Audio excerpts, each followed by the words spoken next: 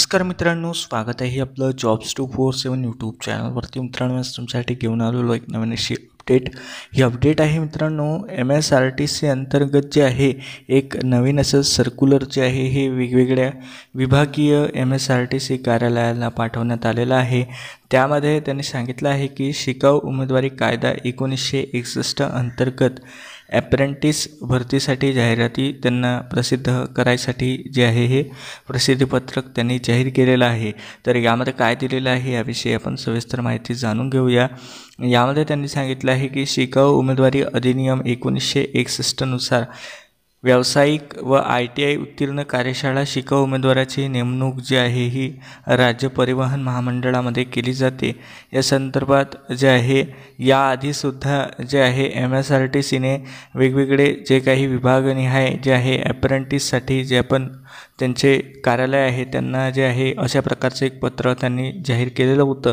त्यानुसार त्यांनी सांगितलं आहे की जे राज्य शासनाने विहित केलेल्या राज्य परिवहन महामंडळामध्ये विभाग किंवा घटक स्तरावरील जे काही मनुष्यबळ आहे, जे काही कंत्राटी कामगार आहे किंवा रेग्युलर कामगार आहे, त्यांचे एकूण संख्येच्या किमान 2.5% ते कमाल 25% इतके ॲप्रेंटिसची उमेदवारांची जी आहे भरती करायची आहे.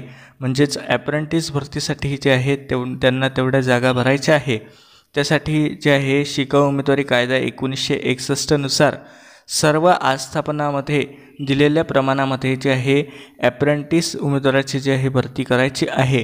त्यासाठी जे आहे विभागनिहाय त्यांनी जो आहे आढावा घेतला होता आणि त्यानुसार जे आहे सर्व विभागामध्ये खूपच कमी प्रमाणामध्ये जे आहे ॲप्रेंटिस भरती झाल्याचे त्यांना दिसून आले.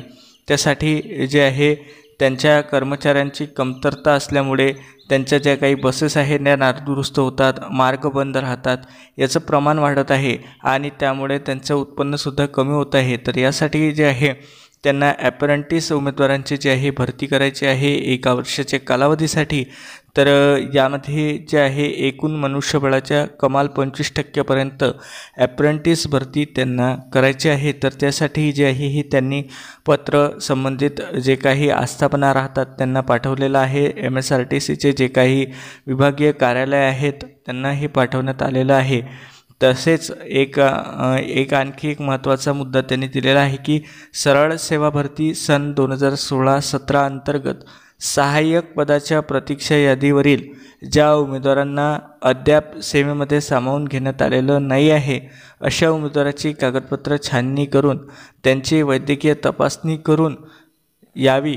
तसेच लोकसभा निवडणुकीची आचारसंहिता संपल्यानंतर त्यांची नेमणूक करण्याची कारवाई करावी अशा प्रकारचं पत्र त्यांनी जाहीर केलेलं होतं.